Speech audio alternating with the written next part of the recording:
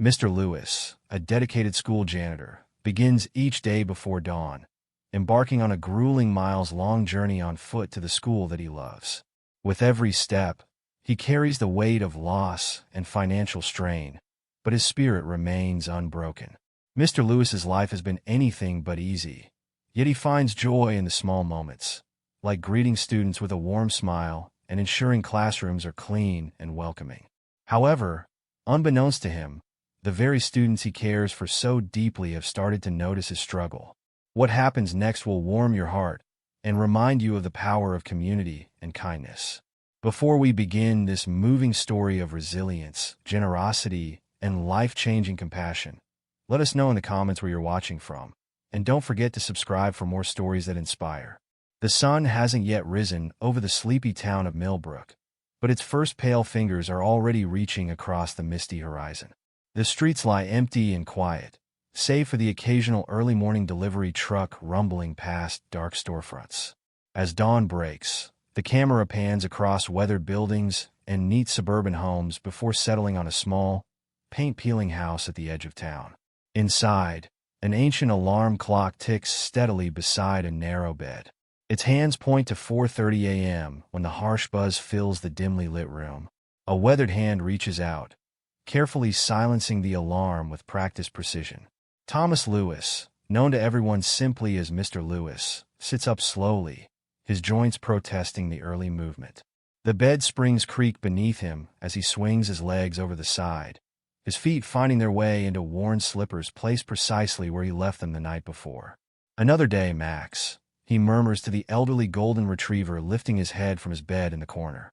The dog's muzzle has gone completely white, but his tail still thumps against the floor at the sound of his master's voice. "Let's get some breakfast in us, old friend." Mr. Lewis shuffles to the small kitchen, where the linoleum is peeling at the corners and the cabinets hang slightly crooked.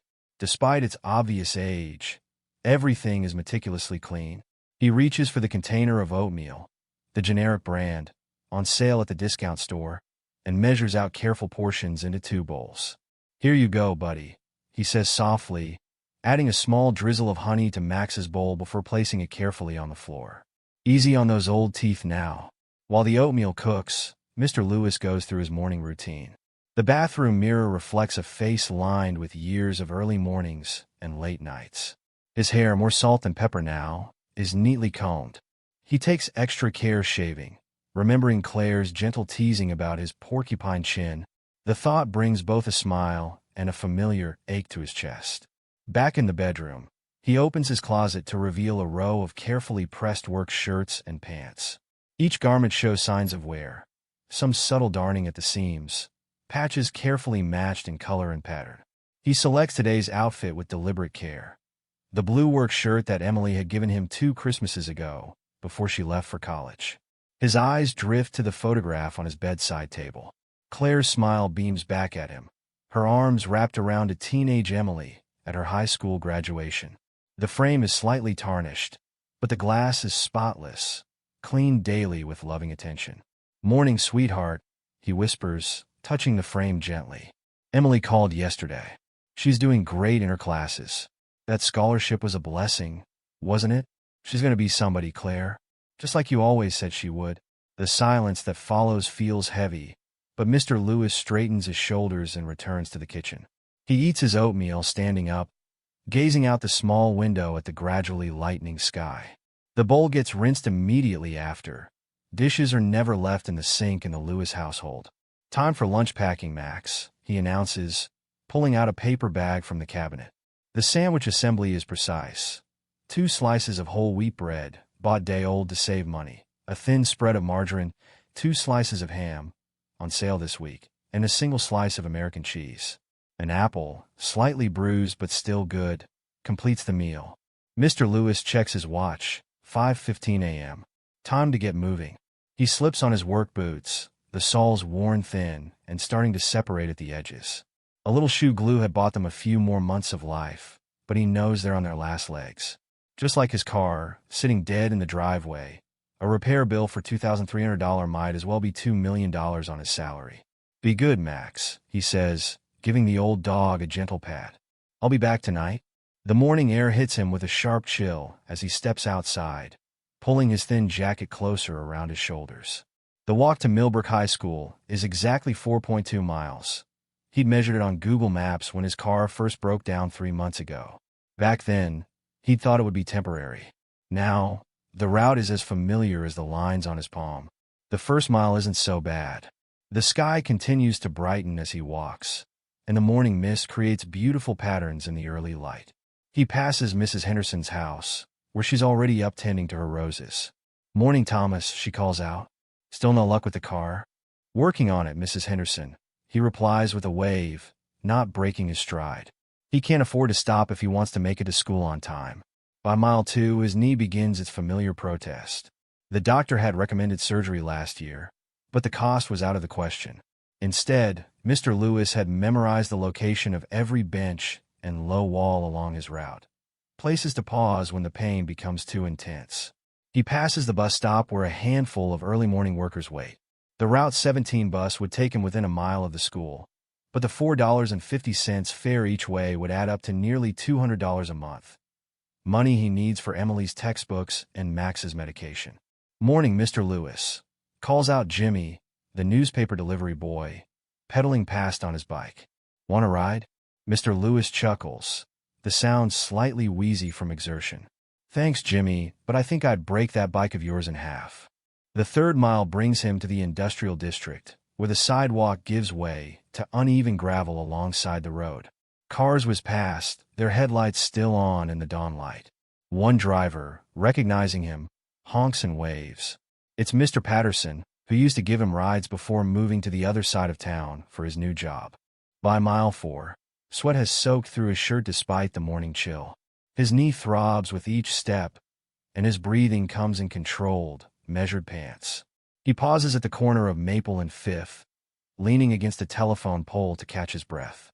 A few cars slow down, drivers perhaps wondering if they should offer help, but he waves them on with a smile.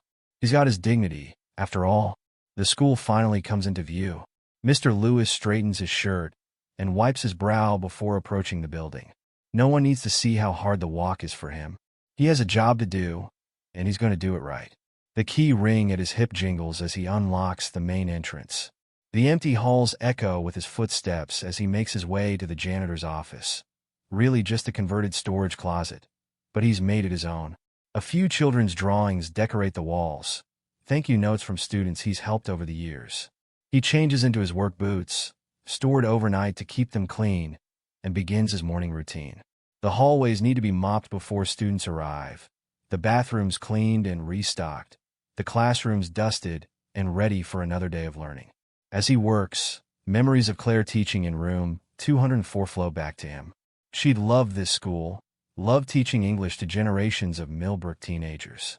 After she passed, working here had been both a comfort and a wound. But the students, they made it worthwhile. The first teachers begin arriving. "Morning, Tom," calls Ms. Rodriguez, the Spanish teacher. "Did you get that air freshener I asked about for room 312? "Already installed, Ms. Rodriguez," he replies with a smile. "Let me know if it's not strong enough to combat those chemistry experiments next door." The first students start trickling in. Mr. Lewis positions himself near the main entrance, ready with a smile and a greeting for each one. "Morning, Jason. Those new basketball shoes treating you right?" "Hey there, Maria. Did your sister have her baby yet?" "Sarah, congratulations on that science fair win." A crash, and the sound of books scattering across the floor draws his attention. I got it," he calls out, already moving toward the sound. Tommy Chun, a freshman still growing into his long limbs, stands amid a shower of papers and textbooks, his broken backpack strap dangling uselessly. "Don't worry about it, Tommy," Mr. Lewis says, already gathering books. I think I have some heavy-duty thread in my office that'll fix that strap right up. Want to stop by after first period?" "Really? Thanks, Mr. Lewis." Tommy's relief is evident as they collect the last of his papers. The morning continues in its familiar rhythm. Mr. Lewis moves through the halls like a guardian angel in work boots, appearing whenever and wherever he's needed. When little Amy Phillips realizes she's forgotten her lunch money, he quietly slips her a $5 bill. "You can pay me back tomorrow," he says with a wink, knowing she probably won't remember, and that's just fine with him. Later, he's the first to respond when Justin Marshall's locker jams for the third time this week. These old lockers can be tricky, he says, demonstrating the specific way to lift and turn the handle. But they've got character, just like the rest of us old-timers around here. During lunch period, he's there with his mop when Jessica spills her chocolate milk, quickly cleaning it up before anyone can make fun of her. "Did I ever tell you about the time I dropped an entire bucket of paint in the gymnasium?" he asks as she fights back tears. Now that was a mess worth crying about. Between tasks, when he thinks no one is watching, Mr. Lewis sometimes pauses to rub his knee or catch his breath. The morning's walk takes its toll throughout the day, but he never lets it show in his work or his smile. There are floors to be cleaned, lights to be changed, and children who need a kind word or a helping hand. As he works, he occasionally glances at the small photo he keeps in his pocket. Claire and Emily at the beach, their last vacation together before the cancer took Claire. The edges are worn smooth from years of handling, but their smiles remain as bright as ever. "You be proud of her, Claire," he whispers during a quiet moment. "Our girl's doing so well at college. Worth every blister, every aching step." He touches the photo gently before tucking it away. There's work to be done, and Thomas Lewis has never been one to let pain get in the way of duty. The morning passes into afternoon, and Mr. Lewis continues his rounds, a quiet guardian of these hallowed halls. To the casual observer, he's just the school janitor, but to those who know him, he's so much more: a friend, a helper, a listener, a fixed point in an ever-changing world. His worn boots may carry him slowly through his day, but his spirit remains undiminished, his kindness unflagging, even as the long walk home awaits him once again. The autumn sun streamed through the windows of Millbrook High's journalism room, where Sarah Chin sat at her usual spot, absently tapping her pencil against her notebook. As editor-in-chief of the Millbrook Monitor, she should have been focused on the upcoming edition's layout, but something else occupied her thoughts. "Earth to Sarah," teased her best friend Madison, waving a hand in front of her face. "You've been staring at that wall for 10 minutes straight." Sarah blinked, adjusting her wire-rimmed glasses. "Sorry, did you notice something different about Mr. Lewis this morning?" "The janitor?" Madison pulled up a chair. "What do you mean?" "I saw him sweeping the science wing earlier, and he was limping, like really limping." Sarah's brow furrowed as she recalled the scene. "And when he thought no one was looking, he leaned against the wall like he was in pain." Before Madison could respond, their friend Josh dropped his backpack on the table. "Who's in pain?" "Mr. Lewis," Madison explained. "Sarah's worried about him." "Oh yeah, I saw him this morning too," Josh said, pulling out his lunch. "He was moving pretty slow, but then again, he's always here super early. Maybe he was just tired." Sarah shook her head. "No, this was different. I've been watching him all week." "Something's not right." "You've been watching the janitor all week?" Josh raised an eyebrow. "That's not creepy at all. It's called being observant," Sarah shot back, her journalistic instincts kicking in. "And speaking of observations, have you guys ever wondered how he gets to school? I've never seen him drive in." Madison's eyes widened. "Now that you mention it, I saw him walking along Route 7 last week when Mom and I were driving to the dentist. We were going to offer him a ride, but Mom was running late." "Route 7? Sarah pulled up her phone's map app. "But that's miles from the school." Their conversation was interrupted by Amy Phillips, a freshman who'd overheard them from the next table. "Are you guys talking about Mr. Lewis?" She moved closer, lowering her voice. "He helped me out last week when I forgot my lunch money. Wouldn't let me pay him back either." "That sounds like him," said Carlos Rodriguez, joining the growing group. "Last semester, when I bombed that chemistry test and was crying in the hallway, he sat with me for like 20 minutes. Told me about how his daughter struggled with science too, but she ended up getting a scholarship to college. Made me feel like maybe I wasn't such a failure after all." More students began chiming in, drawn by the conversation. Tommy Chin mentioned how Mr. Lewis fixed his backpack strap with heavy-duty thread he kept in his office. Jessica Marshall recalled how he'd stayed late to help paint sets for the drama club's production of Our Town, even though he wasn't getting paid extra. "And remember during that huge snowstorm last winter," added Madison. "He shoveled paths from every entrance before anyone else arrived, even though he could barely walk straight in that wind." Sarah listened intently, her reporter's notebook now filled with hastily scribbled notes. A pattern was emerging, countless small kindnesses that added up to something extraordinary. But there was more to the story. She could feel it. "I'm staying late after school today," she announced suddenly. "I want to see something." "Want company?" Madison offered. Sarah shook her head. "No, I need to do this alone. But keep your phone on. I might need backup." The rest of the day passed slowly. Sarah found herself watching Mr. Lewis whenever their paths crossed, noting how he always smiled despite the obvious pain in his steps. During seventh period, she saw him helping a student clean up a spilled energy drink, and the way he struggled to stand afterward made her heart ache. When the final bell rang, Sarah told her parents she was staying late to work on the paper. She positioned herself in the journalism room, which offered a clear view of the main entrance. As the halls emptied and the afternoon light began to fade, she waited. At 5:45 p.m., she saw Mr. Lewis emerge from his office, changed back into his street clothes. She waited until he was halfway down the front walk before grabbing her backpack and following at a discreet distance. What she witnessed over the hours would change her life forever. Mr. Lewis's journey home took him past empty storefronts and through industrial areas where loose gravel crunched under his feet. Sarah stayed far enough behind to remain unnoticed, but close enough to see how he stopped every few blocks, leaning against whatever support he could find: telephone poles, fence posts, low walls. "This can't be right," she whispered to herself, checking her phone's GPS. They'd already walked over 2 miles, and Mr. Lewis showed no signs of turning toward any residential areas. The sun was setting, casting long shadows across the empty sidewalks. At one point, a city bus passed them. Sarah watched Mr. Lewis reach into his pocket, pull out some change, count it, and slowly put it back. Her throat tightened as she realized what that meant. By mile 3, she had to fight the urge to run up and offer help. Mr. Lewis's limp had grown more pronounced, and his stops became more frequent. Yet each time someone drove past, he straightened up and smiled, as if everything was fine. When they finally reached his small house on the outskirts of town, Sarah stood frozen on the corner, tears streaming down her face. Her phone showed they'd walked 4.2 miles. And he did this twice a day? Every day? She pulled out her phone with trembling hands and called Madison. "Mads, are you sitting down?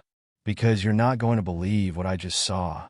20 minutes later, Sarah burst into Madison's bedroom, calling a taxi to reach there. "He walks 8.5 miles every day." 8.5 miles. In worn-out shoes with a bad knee, carrying his lunch and his work clothes, and we never noticed. How do we never notice? Madison sat on her bed, stunned. "But why? Doesn't he have a car?" I asked Mr. Patterson, the security guard. "He says Mr. Lewis's car broke down months ago, and he can't afford to fix it. The buses don't run to his neighborhood, and ride-sharing would cost too much on a janitor's salary." Sarah paced the room, her words tumbling out faster and faster. "And get this, he sends most of his money to his daughter in college. She's there on scholarship, but textbooks and living expenses add up, and he wants to make sure she has everything she needs." "Oh my God," Madison whispered. "We have to do something." "Already on it." Sarah pulled out her laptop. "I started a group chat with everyone from lunch today. We need to meet tomorrow morning before school. This is bigger than just us. We need everyone involved." The next morning, 20 students crowded into the journalism room at 7:15 a.m. Sarah stood at the front, her exhaustion evident, but her eyes bright with determination. "Okay, everyone's here. Thanks for coming so early." She took a deep breath. "What I'm about to tell you might be hard to hear, but we need to listen. And then we need to act." For the next 15 minutes, Sarah described everything she'd witnessed. The room grew quieter and quieter as she spoke, until you could hear a pin drop. When she finished, there was a long moment of silence. Finally, Carlos spoke up. "My dad's a mechanic. Maybe he could look at Mr. Lewis's car." "That's a start," Sarah nodded. "But from what I've heard, the repairs would cost thousands. And even if we fixed it, there's gas, insurance, maintenance." "What about a fundraiser?" suggested Amy. "We could do a car wash or something." Jessica shook her head. "A car wash might raise a few $100s, but we need way more than that. We need something bigger." "Social media," Josh said suddenly. Everyone turned to look at him. "No, seriously. Remember that video about the guy who gave his mom a car? It went viral, raised like $50,000 in 3 days. That could actually work, Madison said slowly. We all have stories about Mr. Lewis. If we share them, maybe other people will too. And not just current students, Sarah added, getting excited. Alumni, parents, teachers, everyone who's ever been helped by Mr. Lewis. We could start a hashtag, maybe hashtag Miles for Mr. Lewis, or something like that. The room buzzed with energy as ideas flew back and forth. Amy offered to make TikTok videos. Carlos said his cousin worked at the local news station. Madison's mom was friends with several parent-teacher organization leaders. But then Tommy voiced what everyone was secretly worried about. What if we fail? What if we can't raise enough money? Or, what if people don't take us seriously because we're just kids? The room fell silent again. Sarah looked around at her friends' uncertain faces and stood up straighter. Then we fail trying, she said firmly. But we have to try. Because right now, Mr. Lewis is probably already halfway through his morning walk, probably in pain, probably worried about paying for his daughter's textbooks, or his dog's medication, or fixing his car. And he's never complained, never asked for help, never stopped being kind to every single person in this school. She looked each person in the eye as she continued. We've all been helped by Mr. Lewis at some point. Now it's our turn to help him. Maybe we'll fail. Maybe people won't take us seriously. But maybe, just maybe, we can make a difference in the life of someone who's made a difference in all of ours. The room erupted in determined chatter. Josh started creating social media accounts. Madison began drafting emails to parent groups. Amy and her friends huddled around a phone, planning their first video. Sarah watched it all with a mixture of hope and anxiety. She pulled out her phone and opened Instagram, starting a new post. After a moment's thought, she wrote, "Every morning, a hero walks 4.2 miles to Millbrook High School. Every afternoon, he walks 4.2 miles home. He does this in summer heat and winter snow. He does this with a bad knee and worn-out shoes. He does this without complaint, without asking for help, without letting it stop him from being the kindest person many of us have ever met. His name is Mr. Lewis, and this is his story. Hashtag Miles for Mr. Lewis." She attached a photo she'd taken earlier that week. Mr. Lewis helping a freshman with his locker, both of them laughing at some shared joke. Her finger hovered over the post button for a moment before pressing it decisively. Within hours, the post had been shared hundreds of times. Former students began commenting with their own Mr. Lewis stories. Teachers shared it with their networks. Local community groups picked it up and spread it further. By lunchtime, Sarah's phone was buzzing constantly with notifications. The local news station had called, asking for an interview. The principal had asked to meet with her after school. Even some local businesses had reached out, offering to help. But what touched her most was watching her fellow students in action. Between classes, she saw them stopping to really look at Mr. Lewis, to thank him, to offer help he gently declined. She saw them noticing things they'd overlooked before. How he limped more in the afternoons, how he saved half his lunch for dinner, how he never stopped smiling despite it all. After school, Sarah sat in the journalism room, updating the fundraising page they created.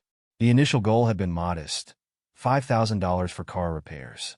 But as she read through the growing list of comments and contributions, she began to dream bigger. Maybe, she whispered to herself, maybe we can do more than just fix his car. Maybe we can make sure he never has to make that walk again. She looked out the window, where the afternoon sun painted the school grounds in warm, golden light. Somewhere out there, Mr. Lewis was beginning his long walk home, unaware that his life was about to change, unaware that his years of quiet kindness had planted seeds that were finally beginning to bloom. Sarah turned back to her computer and began to write, her fingers flying over the keyboard as she crafted the story that would appear in next week's Millbrook Monitor. The headline was already clear in her mind. The Man Who Walked Miles. How one person's kindness inspired a community. The story was far from over, but something extraordinary had begun. In classrooms and living rooms across town, people were reading about Mr. Lewis and remembering their own encounters with him. Parents were talking to their children about the importance of noticing other struggles. Teachers were sharing stories of his dedication with their colleagues. A movement was building, one small act of kindness at a time. And somewhere between those miles he walked every day, between the pain in his knee and the weight of his responsibilities, Mr. Lewis had taught them all something invaluable. that sometimes the biggest hearts come in the most unassuming packages, and that true kindness never goes unnoticed forever. The Millbrook High School gymnasium buzzed with energy on a Saturday morning, 3 weeks after Sarah's discovery. Long tables lined the walls, covered with poster boards, markers, and stacks of neon paper. In the center, students gathered in groups, their voices echoing off the high ceiling as they worked. "No, the letters need to be bigger," Madison directed, watching as Josh struggled with a particularly large banner. "We want people driving by to be able to read it from the street." "I'm trying." Josh balanced precariously on a ladder, paint dripping onto his old t-shirt. "But support Mr. Lewis, our hero," is a lot of words to fit on one banner. Sarah moved between the groups, her clipboard in hand, and her phone constantly buzzing with notifications. The past 3 weeks had been a whirlwind of planning and organizing, and today marked the launch of their biggest push yet. "Amy, how's the bake sale sign-up looking?" Sarah called out to the freshman, who sat cross-legged on the floor with her laptop. "We've got 25 families committed," Amy responded excitedly. "Mrs. Rodriguez is making her famous churros. And guess what? The owner of Sweet Dreams Bakery downtown offered to donate 3 dozen cupcakes." "Perfect." Sarah made a note on her clipboard. "Carlos, any update on the mile run challenge?" Carlos jogged over, holding up his phone. "The app is ready to go. People can track their miles and donate per mile walked. We've already got 50 people signed up, and the event doesn't start until Monday." Sarah smiled, feeling a flutter of hope in her chest. The Mile Run Challenge had been Madison's idea. Participants would walk or run to raise money, with each mile symbolizing Mr. Lewis's daily journey. "Together, we walk in his shoes" was the tagline Josh had come up with, and it had resonated immediately with everyone. "Sarah," Tommy called from across the gym. "Channel 7 News just confirmed. They're doing a segment on our car wash next weekend." The energy in the room seemed to surge with each small victory. Sarah watched as her classmates threw themselves into the work, their determination matching her own. Even the youngest students had found ways to help. A group of 7th graders sat in a corner, making friendship bracelets to sell at lunch. Later that night, Sarah sat at her kitchen table, surrounded by papers and empty coffee mugs. Her laptop screen glowed with dozens of open tabs. The fundraising page, social media accounts, email chains, and spreadsheets tracking every dollar raised. "Honey," her mother called softly from the doorway. "It's almost midnight." "Just 5 more minutes, Mom," Sarah replied, not looking up from her screen. "I need to update the donation page with today's stories." Her mother walked over, placing a gentle hand on her shoulder. "Let me see what you're writing." Sarah scrolled through the latest updates. Today, Mrs. Henderson, class of 1982, shared how Mr. Lewis helped her son through a difficult time in 2005. "My Bobby was being bullied, and Mr. Lewis noticed. He gave Bobby a job helping him after school, which not only kept him safe but taught him the value of hard work. Bobby's now a teacher himself, inspired by Mr. Lewis's kindness." Maria Delgado, current senior, remembers, "When my little sister was scared on her first day of school, Mr. Lewis made her a special hall monitor badge out of cardboard and glitter. She wore it proudly all year."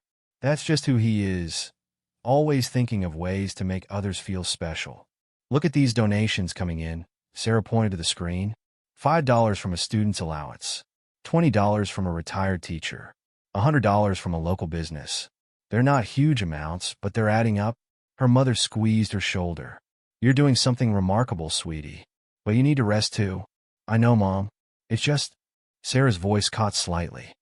"Every morning, I still see him making that walk. And until we fix this, I can't really rest."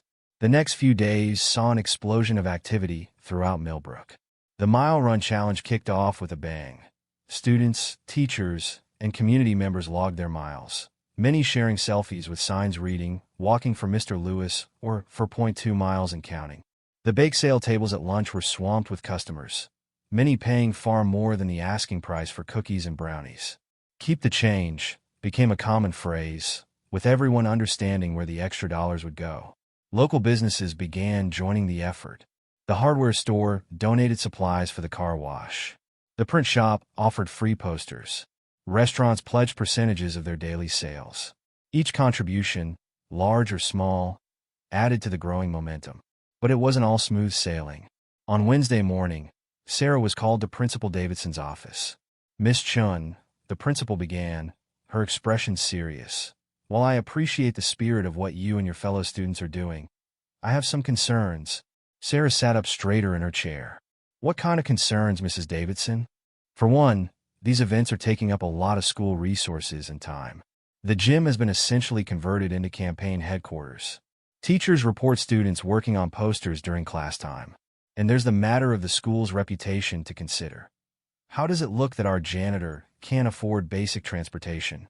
Sarah felt her face flush with anger, but she kept her voice steady. "Mrs. Davidson, may I show you something?" She pulled out her phone and opened the fundraising page's comment section. "Mr. Lewis helped me clean up when I got sick in the hallway. He gave me his own jacket to wear home and never asked for it back. Current student, when my mom died, Mr. Lewis left flowers on her old desk in the teacher's lounge every Monday for a year. He didn't know I knew." Former teacher, "My car broke down in the school parking lot during a snowstorm. Mr. Lewis stayed 3 hours after his shift to help me get it started. Wouldn't accept any payment." Parent, "With all due respect," Sarah said quietly, "I think our school's reputation is only being enhanced by showing how much we value everyone in our community, regardless of their position." Principal Davidson was silent for a long moment, reading through the comments. Finally, she looked up, her eyes slightly misty. "You know what? You're right. And I think I know how the administration can help." The next day, an official email went out to all parents, endorsing the fundraising efforts and announcing that the school would match donations up to $5,000. The celebration in the gym that afternoon was electric. "Can you believe it?" Madison squealed, hugging Sarah. "The school is backing us." But despite the growing support, challenges remained. Some students reported their parents questioning why they should help just a janitor. Others worried about drawing attention to Mr. Lewis's financial situation, fearing it might embarrass him. And then there was the matter of the car itself. Carlos's father had finally examined Mr. Lewis's old vehicle and delivered the verdict. The repair costs would be far more than the car was worth. Even with all their fundraising, fixing it didn't make financial sense. "Maybe we should just focus on getting him a used car," Tommy suggested during one planning session. "But then we'd have to worry about it breaking down too," Josh pointed out. "He needs something reliable." "Guys," Sarah interrupted, staring at her laptop screen. "We have a bigger problem. The donations are slowing down." The room fell silent as she showed them the graphs. After the initial surge of support, the daily donation amounts were dropping. They had raised just over $15,000, an impressive sum, but not enough for a reliable new vehicle plus insurance and maintenance costs. "Maybe we should lower our goals?" Amy suggested hesitantly. "No." Sarah's voice was firm. "Mr. Lewis never does anything halfway. Neither should we." That night, Sarah sat alone in her room, scrolling through the fundraising page for the 100th time. The total amount seemed to mock her. $15,427. Still so far from what they needed. Her phone buzzed with a text from Madison. "Don't give up. Remember why we started this?" Sarah closed her eyes, remembering that first day she followed Mr. Lewis home. The way he stopped every few blocks, leaning against whatever he could find. The quiet dignity with which he carried his burden. The smile that never wavered, no matter how tired he was. Opening her eyes, she began to type a new update for the fundraising page. "Dear Milburn community, when I first discovered Mr. Lewis's daily journey, I was shocked. But what shocked me more was realizing how long we had all taken his kindness for granted. Every day, he walks 8.4 miles round trip to serve our school. He does this with a bad knee, worn-out shoes, and a heart full of determination. But here's what makes Mr. Lewis truly extraordinary. In all these months of walking, in all these years of serving our school, he has never once complained, never once asked for help, never once let his struggles dim his smile or dampen his spirit. We've raised $15,427 so far. That's incredible, and we're grateful for every single donation. But it's not enough. Not for someone who has given so much of himself to our community. Some have asked why we're doing this for just a janitor. To them, I say, Mr. Lewis is not just anything. He is the first smile many of us see each morning. He is the helping hand that never wavers. He is the quiet hero who makes our school a better place every single day. We're not asking for more donations just to buy a car. We're asking because this is our chance to show that kindness matters, that every person in our community matters, that sometimes the most important people are the ones we see every day, but don't really see at all. Please help us reach our goal. Share our story. Make a donation if you can. Join our mile run challenge. Buy a friendship bracelet or a cupcake. Every dollar brings us closer to showing Mr. Lewis that his years of quiet kindness have not gone unnoticed. Because in the end, this isn't just about a car. It's about recognizing the hero who's been walking among us all along. Thank you, Sarah Chung. She hit post and sat back, wiping tears from her eyes. Her phone buzzed again. Another text from Madison. Check the donation page. Now. Sarah refreshed the page and gasped. While she'd been writing, a new donation had come in. $5,000 from an anonymous donor, with the comment, "For the man who helped my daughter find her smile again. Keep walking, Mr. Lewis. But soon, you won't have to." The total now read, $20,427. Sarah's fingers flew across her phone's keyboard. OMG, who could it be? Madison's reply came quickly. No idea, but I heard Ms. Rodriguez crying in her classroom earlier. Something about her daughter and Mr. Lewis. Sarah smiled, remembering the Spanish teacher's daughter who had struggled with depression last year. Mr. Lewis had somehow known exactly when to appear with a broom and a willing ear, giving her small tasks that made her feel needed until she found her way back to herself. Looking at the new total, Sarah felt hope surge through her again. They were still short of their ultimate goal, but something told her they were on the right track. Tomorrow would bring new challenges, new doubts, new obstacles to overcome. But tonight, somewhere in Millbrook, a former student's parent had remembered a kindness and paid it forward. Tomorrow, others would read Sarah's words and remember their own Mr. Lewis stories. The ripples would continue to spread, just like they had every time Mr. Lewis had dropped a small stone of kindness into the pond of their community. Sarah closed her laptop and finally headed to bed, her mind already racing with plans for tomorrow. As she drifted off to sleep, she smiled, thinking of Mr. Lewis making his long walk home, unaware that soon, very soon, his journey was about to change forever. In the quiet of her room, Sarah whispered a promise to herself and to the man who had inspired this entire movement. We're almost there, Mr. Lewis. Just keep walking a little longer. We're almost there. The morning sun cast long shadows across Millbrook High School's parking lot as Sarah Chun surveyed the scene before her. It was 6 a.m. on a Friday morning, and the usually empty lot was alive with activity. Students and parents scurried about, hanging banners between light poles and arranging clusters of blue and silver balloons, the school colors. The arch needs to be higher, Madison called out, directing a group of seniors struggling with an elaborate balloon structure. Remember, Mr. Lewis is tall. Sarah checked her phone for what felt like the 100th time that morning. The message from his neighbor, Mrs. Henderson, confirmed that Mr. Lewis had left for his walk right on schedule, completely unaware of what awaited him at the end of his journey. Channel 7 News is here, Tommy announced, running up to Sarah. And the Chronicle just pulled in? Where do you want them to set up? Sarah pointed to a designated area near the main entrance. Over there, but make sure they stay behind the yellow tape until after the reveal. We don't want their cameras blocking anyone's view. The parking lot had been transformed overnight. Banners stretched between every lamppost, bearing messages like, "Thank you, Mr. Lewis," and "Our hero walks no more." Student artwork covered every available surface. Posters depicting Mr. Lewis in a superhero cape, paintings of his smiling face, photo collages of him helping students throughout the years. In the center of it all, hidden behind a massive blue curtain rig between two poles, sat the real surprise. A brand new Honda CR-V, topped with an enormous red bow. The silver SUV gleamed in the early morning light, its presence a testament to thousands of small donations and one community's determination to make a difference. "Sarah," Josh called from near the curtain. "Principal Davidson wants to know if you've finished your speech." Sarah patted her pocket where the carefully folded papers sat, though she doubted she'd need them. The words she wanted to say had been building in her heart for weeks. As 7 a.m. approached, the parking lot filled with people. Teachers arrived early, many carrying boxes of tissues, already anticipating the emotional moment to come. Parents clustered in groups, some holding signs their children had made. Former students began showing up, having traveled from neighboring cities to be part of this moment.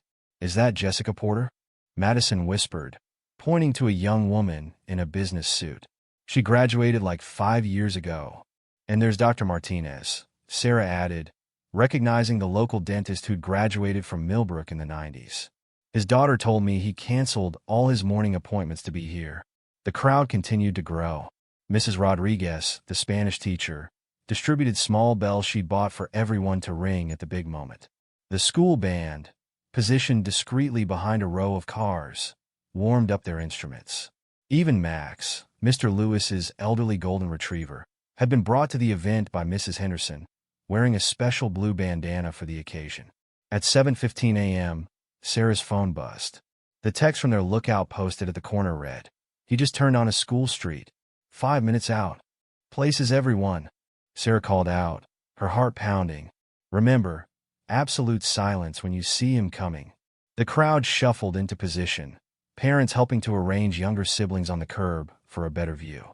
The news crews adjusted their cameras one final time. Principal Davidson moved to stand beside Sarah, giving her shoulder a supportive squeeze. And then they saw him. Mr. Lewis appeared at the far end of the parking lot, making his way slowly up the walk as he did every morning. Even from a distance, they could see his slight limp, the way he carried his lunch bag in one hand and his work clothes in the other. As he got closer, someone in the crowd stifled a sob. He was about halfway across the lot when he finally noticed something was different. His steps slowed, then stopped completely as he took in the scene before him. The decorated lot, the gathered crowd, the cameras. For a moment, he simply stood there, confusion evident on his face. Sarah stepped forward, her hands trembling slightly as she raised the microphone. "Good morning, Mr. Lewis," she said, her voice carrying clearly across the suddenly silent lot. "We hope you don't mind, but we've been paying attention to you these past few weeks. Actually, we've been paying attention for much longer than that. We just didn't realize it until recently." Mr. Lewis remained frozen in place, his eyes wide as he scanned the faces in the crowd.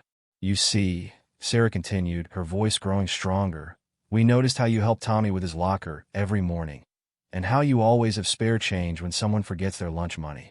We noticed how you stay late for school events without being asked, and how you know everyone's name and story." She took a step closer to him. "But what we didn't notice, what we should have noticed, was your daily journey. 4.2 miles to school, 4.2 miles home, every day, through sun and rain and snow.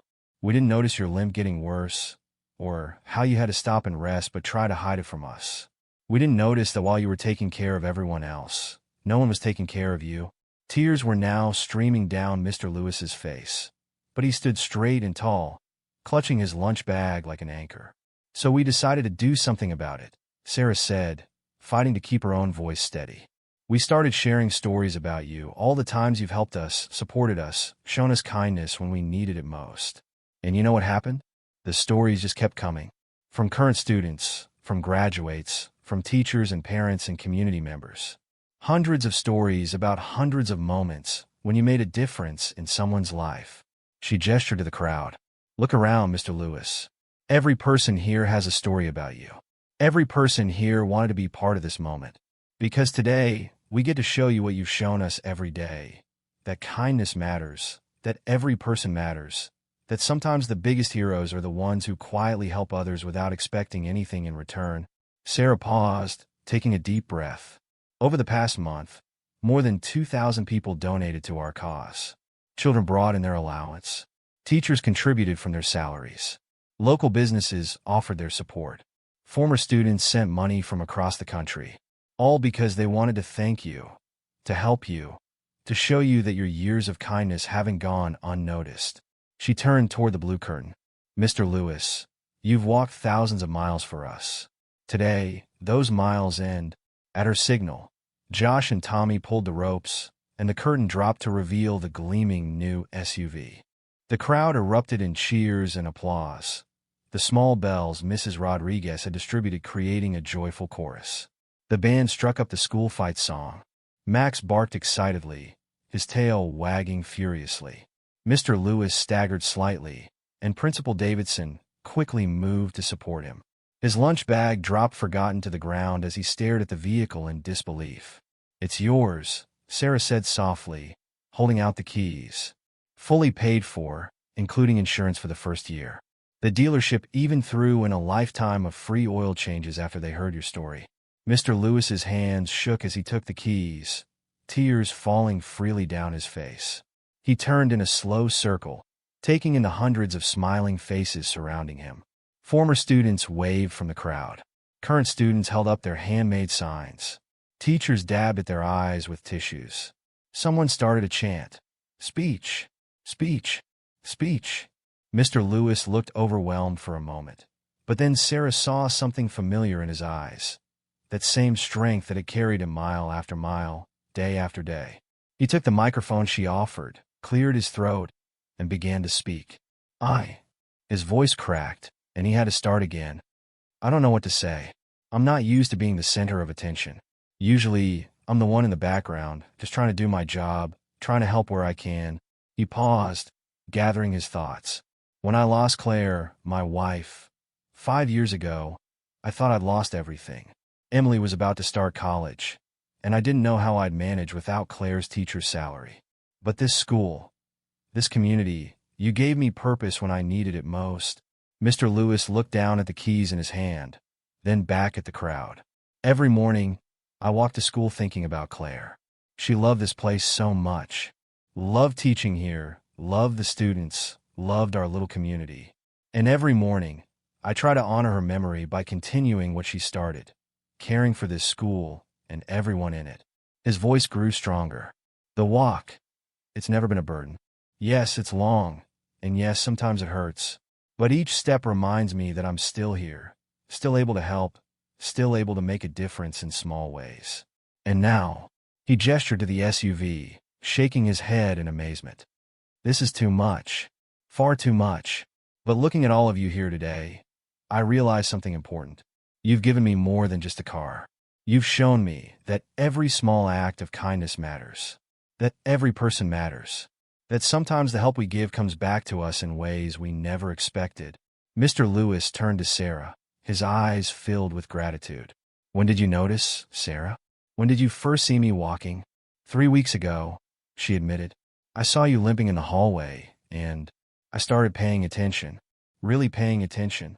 He nodded slowly. "You know what Claire used to say? She said that sometimes angels come disguised as observant teenagers with big hearts." He smiled through his tears. "I think she was right." Looking back at the crowd, Mr. Lewis straightened his shoulders. "I promise you this. I'll use this beautiful gift to help others. Maybe pick up some students who need a ride on rainy days. Maybe deliver supplies to families who can't afford them. Maybe just be there for someone who needs support, the way you've all been there for me today." His voice grew thick with emotion. "Because that's what this community does. We notice each other. We help each other. We lift each other up. And if my daily walks have taught you anything, let it be this. Every journey is easier when we walk it together." The crowd erupted in applause again, and this time students broke ranks to surge forward, surrounding Mr. Lewis in a massive group hug. Max bounded forward, barking joyfully and weaving between legs to reach his master. The band played, bells rang, and camera flashes lit up the morning air. Sarah stood back, watching as Mr. Lewis was embraced by the community he had served so faithfully. She saw him greeting former students, hugging teachers, accepting congratulations from parents. His eyes shone with joy and gratitude, but also with something else, a quiet dignity that no amount of walking had ever diminished. Principal Davidson appeared at Sarah's side. "You did good, Miss Chen. Really good." Sarah wiped her eyes, smiling as she watched Mr. Lewis being helped into the driver's seat of his new SUV, Max jumping expertly into the passenger side despite his age. "We all did good. We just needed someone to notice first." As the morning sun climbed higher in the sky, casting its warm light over the celebration, Sarah thought about all the miles Mr. Lewis had walked. Each step had been a choice to keep going, to keep helping, to keep believing in the power of small kindnesses. Today, those miles had ended. But the journey they represented, the journey of compassion, of community, of quiet heroism, that journey would continue. And thanks to one observant student and thousands of grateful hearts, it would continue on 4 wheels instead of 2 tired feet. The Monday morning after the big reveal dawned bright and clear. Students arriving early at Millbrook High School noticed something different. Mr. Lewis's new SUV already parked in its designated spot, gleaming in the morning sun. The red bow had been carefully preserved and now sat in the back window, a reminder of that extraordinary Friday morning that had changed everything. Inside the school, Mr. Lewis moved through the halls with a new energy. The familiar limp was still there, but it was less pronounced, no longer weighed down by miles of walking. His smile, always ready, now seemed to carry an extra warmth. "Good morning, Mr. Lewis," called out Tommy Chun, hurrying to his locker. "How's the new ride?" "Like a dream, Tommy," Mr. Lewis replied, his eyes twinkling. I picked up 3 students on my way in today, saw them walking in the rain, and thought, well, now I can do something about that. It wasn't just the rides to school. Mr. Lewis began arriving early enough to help the drama club with their set construction. He stayed late to assist the robotics team in cleaning up their workshop. When the art club needed help hanging their exhibition, he was there with his tools and expertise, sharing stories about Claire's love for painting as he worked. "You don't have to do all this," Ms. Rodriguez told him one afternoon, watching him help organize props for the Spanish club's cultural fair. "You must be tired." Mr. Lewis smiled, carefully arranging colorful decorations. "That's the miracle of it, Maria. I'm not tired anymore. For the first time in months, I have energy to spare. Seems only right to spend it giving back to the community that gave me so much." The ripples of that one act of kindness spread throughout Millbrook. The local newspaper story about Mr. Lewis inspired other communities to look for their own unsung heroes. A neighboring town started a fund to help their elderly librarian repair her roof. Another community organized support for a struggling single mother who walked 3 miles to work at their grocery store. In Millbrook itself, people began paying more attention to each other. Students noticed things they might have overlooked before: a classmate without lunch money, a neighbor struggling with heavy groceries, a freshman eating alone in the cafeteria. Sarah watched it all unfold with a sense of wonder. Sitting in the journalism room one afternoon, she began typing her article for the school paper, "A Lesson in Kindness: How Mr. Lewis Taught Us More Than We Knew" by Sarah Chun. 3 weeks ago, our community came together to give Mr. Lewis, our beloved janitor, a gift, a new SUV to replace his daily 8-mile walk to and from school. We thought we were helping him. What we didn't realize was how much he would continue to teach us. Since that morning in the parking lot, something has changed at Millbrook High. It's not just that Mr. Lewis arrives looking refreshed instead of exhausted. It's not just that he can now offer rides to students on rainy days or help with after-school activities. It's something deeper, something that has touched every corner of our school and community. We've learned to notice, to really see each other, to recognize that everyone around us is fighting their own battles, walking their own long miles. Last week, I watched Jessica Martinez, a senior, stop to help a freshman pick up scattered papers in the hallway. When I mentioned how kind that was, she shrugged and said, "Mr. Lewis would have done it." That's become a common phrase around here. Mr. Lewis would have done it. Whether it's staying after school to tutor a struggling classmate, helping a teacher carry supplies to their car, or simply offering a smile to someone having a bad day, our standard for kindness has become clear. But perhaps the most important lesson Mr. Lewis taught us is this: heroism doesn't always wear a cape. Sometimes it wears work boots and carries a mop. Sometimes it walks 8 miles a day without complaint. Sometimes it shows up early, stays late, and never stops looking for ways to help others. Mr. Lewis's daily walk may have ended, but his journey continues. And now, thanks to his example, we're all walking with him. As Sarah finished typing, she heard familiar footsteps in the hallway. Mr. Lewis appeared in the doorway, pushing his cleaning cart. "Working late again, Sarah?" he asked, his voice gentle. She nodded, gesturing to her laptop. "Just finishing an article about you, actually. About everything that's happened since, you know." He leaned against the doorframe, his eyes distant. "You know what Claire would say about all this? She'd say that kindness is like a boomerang. It always comes back to you, usually when you least expect it and most need it." Sarah saved her article and began gathering her things. "Need a ride home?" Mr. Lewis offered. "It's getting dark." Thanks, but Madison's mom is picking me up. Sarah paused, then added, I saw you giving the Wilson kids a ride this morning. Their mom posted about it on Facebook. Said it was such a relief knowing they didn't have to walk in the rain anymore. Mr. Lewis smiled, adjusting his name badge. Just passing on the kindness, Sarah. That's all any of us can do. The weeks turned into months, and the changes in Millbrook High became permanent fixtures of school life. The student council started a random acts of kindness program, inspired by Mr. Lewis's example. Teachers noticed increased volunteering for community service projects. Even the cafeteria seemed different, fewer students eating alone, more mixing between social groups. One quiet evening, 6 months after the big reveal, Mr. Lewis sat in his SUV in the school parking lot after a long day. The sun was setting, painting the sky in shades of orange and pink that reminded him of Claire's favorite sweater. He looked at the empty passenger seat, remembering all the time she'd sat there during their years together. We did it, sweetheart, he whispered, running his hand along the pristine dashboard. Can you believe it? All those miles we walked together in spirit. And now look. He started the engine, listening to its quiet purr. As he pulled out of the parking lot, he saw students still lingering on the front steps, the drama club finishing a late rehearsal. They waved enthusiastically, and he honked in response, the sound echoing across the quiet campus. 15 years later, Sarah Martinez straightened her teacher's badge and looked out over the Millbrook High School parking lot. It looked different now. New paint, updated landscaping, more spaces for the growing student population. But some things remained the same, like the spirit of kindness that had taken root here years ago. And that's where it happened, she told her homeroom class, pointing to the spot where a new SUV had once sat with a giant red bow. Right there is where our community proved that when we notice each other's struggles and work together, we can make real change happen. Her students listened intently, some taking notes, others simply absorbing the story. They'd all seen the plaque by the school entrance, the one that read, "To the man who walked miles for us, and whose journey taught us the value of compassion."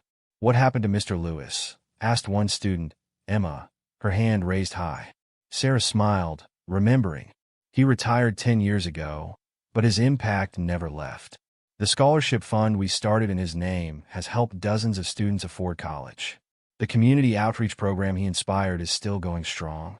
And every year, when we tell new students his story, we remind them that kindness isn't just an action. It's a choice we make every day. She walked to the plaque, touching its smooth surface. Mr. Lewis taught us that sometimes the biggest changes start with simply noticing someone's struggle, noticing an opportunity to help, noticing the quiet heroes who walk among us. The morning bell rang, and students began filing into the building. Sarah watched them go, remembering her own days as a student here. The journalism room, where she'd first noticed Mr. Lewis's limp.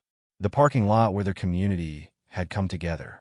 The halls where kindness had transformed from an act into a legacy. A car horn honked, and Sarah looked up to see an elderly but still spry Mr. Lewis pulling into the lot in his second SUV. The community had insisted on replacing the first one when it finally wore out. He still volunteered at school events occasionally, his presence a living reminder of the lesson he'd taught them all. "Good morning, Mr. Lewis," her students called out, and he waved back, his smile as warm as ever.